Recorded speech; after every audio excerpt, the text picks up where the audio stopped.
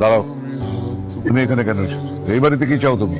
বাবা আসবো, আজকেও আমাদের গেস্ট। সুবিধা নেই।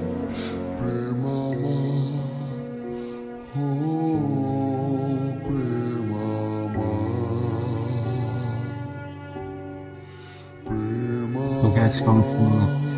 সময় কি নির্মম পরিবেশ দেয়। সেদিন ইচ্ছা করে আমি তোর কাছ থেকে পালাই গেলাম, আর আজকে খুব ইচ্ছা করতেছে তোকে একবার জড়ায় ধরি।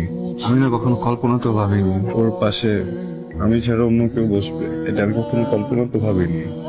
আর আজকের দিনটাতে আমি কোনোভাবে কোনো সিন ক্রিয়েট করতে চাচ্ছি না। তুই এখান থেকে চলে গেলে বেটার।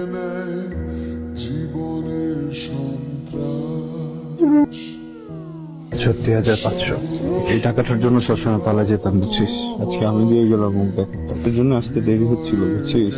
আমি ভাবছিলাম যে যেদিন এই টাকাটা অ্যারেঞ্জ করতে পারবো তোর কাছে আসবো, এসে বলবো এই নিয়ে মুখ ব্যাপারটা, বলবো যে চল বিয়ে করে ফেলি, সমস্যা নেই।